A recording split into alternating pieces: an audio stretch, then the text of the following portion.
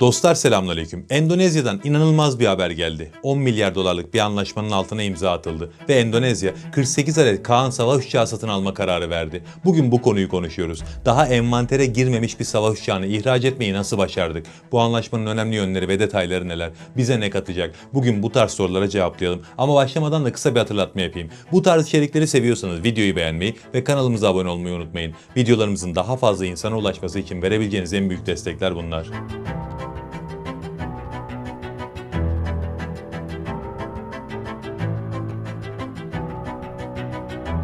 Endonezya'nın Jakarta şehrinde bugün bir savunma sanayi fuarı başladı. Daha bugün ilk günüydü ve ilk gününden Türkiye resmen şov yaptı. Ama öyle böyle bir şov değil. Milli savaş uçağımız Kaan ilk ihracat başarısını yakaladı ve Endonezya 48 adet Kaan siparişi verdi. 48 gerçekten çok büyük bir sayı ve anlaşma 10 milyar dolar gibi bir rakam anlamına geliyor. Anlaşmanın gerçekten çok önemli detayları var. Birincisi bu 120 savaş uçağı 10 yıl içerisinde teslim edilecek. Bu gerçekten büyük bir iddia çünkü daha kendi hava kuvvetlerimiz için üretime başlamadık bile. Yine bir detay var ki bu uçakların tamamı Türkiye'de üretilecek. Yani bu şu demek oluyor. TUSAŞ seri üretim hızını kat kat arttırmak zorunda kalacak. Planlananın çok üzerine çıkması gerekecek. Tabii bu güzel bir zorundalık. Anlaşmanın ikinci önemli kısmı şu ki ve benim en çok bu ilgimi çekti. Endonezya'ya ihraç edilecek olan 48 savaş uçağı da yerli motorla ihraç edilecek. Bu niye ilgini çekti derseniz aslında bu konuya birkaç farklı açıdan bakabiliriz. Öncelikle ne zaman biz Kaan savaş uçağını konuşsak hep şöyle bir eleştiri geliyordu. Daha bu uçağın motorunu üretemiyoruz. Nasıl bağımsız olacak? Ya da bunu nasıl ihraç etmeyi planlıyorsun?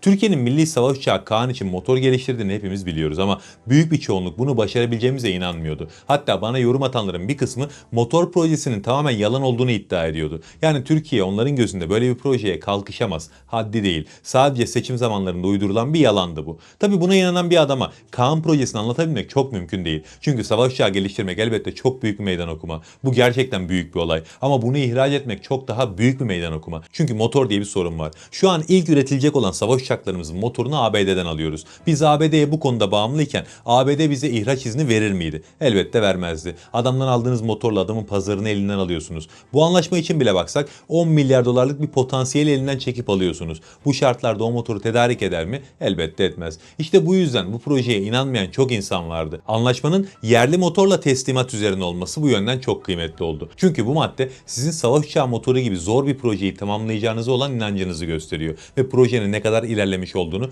bir kere daha görmemizi sağlıyor. Motor projesi ciddi bir olgunlaşma düzeyine ulaşmamış olsaydı emin olun ki o projeye güvenerek 10 milyar dolarlık bir sözleşme imzalanamazdı. Türkiye eğer o motoru yetiştiremezse anlaşma çöp olacak ve daha da önemlisi böyle bir anlaşmayı bir daha yapmanız kolay değil. Bunu söylememin sebebi milli savaş uçağımızın yetersiz olduğunu düşünmem falan zannetmeyin sakın. Milli savaş uçağımız gerçekten müthiş bir platform olacak. F-35 ile F-22'nin arasına konumlanacak. Hatta rakibi F-22 diyebiliriz. Yani benim sistemime olan inancım tam ve bundan daha doğal bir şey yok ama buradaki mesele Endonezya'nın buna inanmış olması. Endonezya Kaan projesine o kadar inanmış ki bu anlaşmayı imzaladılar. Ve bu inanmış insanları ortada bıraktığınız zaman bir daha böyle bir sözleşme imzalayamazsınız. Size şöyle bir örnek vererek meseleyi biraz somutlaştıralım. Şu an ABD Türkiye'ye gelse ve diyelim ki F-1453 savaş uçağı geliştireceğim dese ve projenin detaylarını sunsa. Bir baksanız 6. nesil bir savaş uçağı. Yanında insansız hava araçları eşlik ediyor. Ve proje dosyasına baktığınız zaman gerçekten insana güven veriyor. Ve ABD diyor ki geleceğin savaş uçağını geliştiriyorum. Buradan sana teknoloji transferi de yapacağım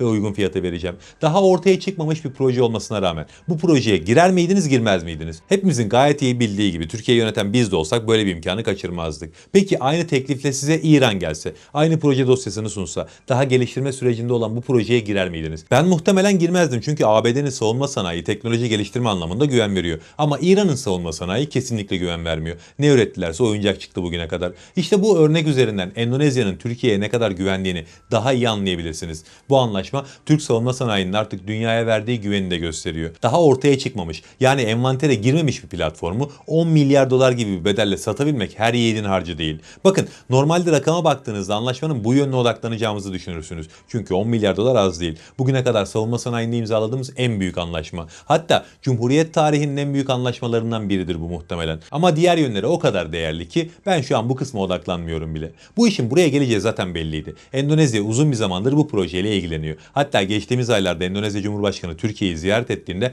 Kaan projesiyle özellikle ilgilenmişti. O yüzden böyle bir şeyin olmasını zaten bekliyorduk. Geçenlerde de bunu kanalda konuşmuştuk. Yani anlaşmanın bu yönde şaşıracak bir şey yok. Proje şu an hak ettiği değeri görüyor. Peki Endonezya'yı en çok ne etkilemiş olabilir? Bence en önemli soru bu. Sorunun cevabı da projenin yerlilik oranında gizlidir diye düşünüyorum. Endonezya şu an çok gergin bir bölgede. Yani giderek gerginliğin arttığı bir bölgede. O yüzden güçlü bir orduya sahip olması önemli. Bundan 10 yıl önce ne kadar önemliyse şu an kat kat daha fazla önemli. Onlar da bunun farkındalar. Ve oradaki gerginliğin taraflarından biri ABD, biri Çin. Güçlü bir ordu istiyorsanız bu çağda güçlü bir hava kuvvetlerine sahip olmanız gerekiyor. Asya'daki gergin ortamda Endonezya'nın yapabileceği en mantıklı şey de öyle bir savaş uçağı bulmak ki ne ABD'ye ne Çin'e muhtaç olsun. Onlar da bunun farkındalar ve oradaki gerginliğin taraflarından biri ABD, biri Çin. Güçlü bir ordu istiyorsanız bu çağda güçlü bir hava kuvvetine sahip olmanız gerekiyor. Asya'daki gergin ortamda Endonezya'nın yapabileceği en mantıklı şey de öyle bir savaş uçağı bulmak ki ne ABD'ye muhtaç olsun ne de Çin'e. Yani hiçbir bağımlılığı olmasın. İşte bu noktada bulabilecekleri en modern,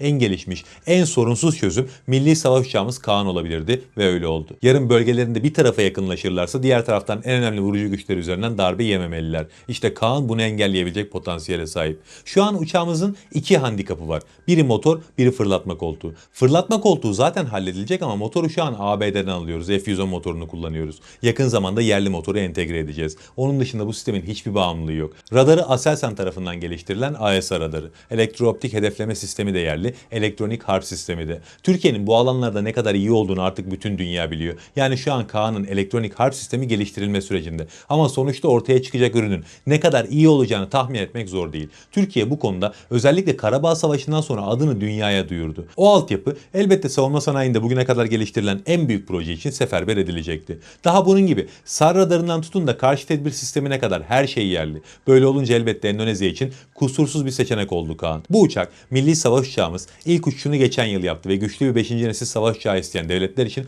F-35'in üzerinde bir alternatif. F-35 hem çok pahalı hem de Kaan kadar modern değil. Tüm bunların yanında savaş uçağımızın çift motorlu olduğu gerçeği de var. Yani Kaan çok rollü ve manevra kabiliyeti zirvede bir uçak. 2028 yılında seri üretim başlayacak ve 10 yıl içerisinde Türk Hava Kuvvetleri'nin yanında Endonezya Hava Kuvvetleri'nin de ana vurucu gücü haline gelecek. Hani dedim ya TUSAŞ seri üretim hızını planladığını çok üzerine çıkarmak zorunda diye. Aslında bu söylediğimin de çok daha üzerine çıkacak. Çünkü Endonezya milli savaş uçağımızla ilgilenen tek devlet değil. Ciddi şekilde ilgilendiğini bildiğimiz 6 devlet daha var. Mısır, Katar, Azerbaycan, Pakistan, Suudi Arabistan ve Birleşik Arap Emirlikleri. Bunların içinde özellikle Suudi Arabistan 100'ün üzerinde platform satın almayı düşünüyor. Yani çok büyük bir pazar. Onun dışında Mısır ve Pakistan'ın da dev potansiyelleri var. Oralardan da bir iki haber geldiğinde Türkiye bu projeden beklediğinden çok daha fazla getiri elde etmiş olacak. Düne kadar o 6 ülkede ilgilenme aşamasındaydı. Şimdi Endonezya'nın bu uçağı satın almış olması işleri biraz daha değiştirecek. Yani hızlandıracak. Çünkü artık Kaan ihracatta kendini kanıtlamış bir platform oldu. İnşallah çok daha fazlasını burada konuşmak nasip olur. Çünkü gerçekten çok güzel günler bizi bekliyor. Allah'a emanet olun.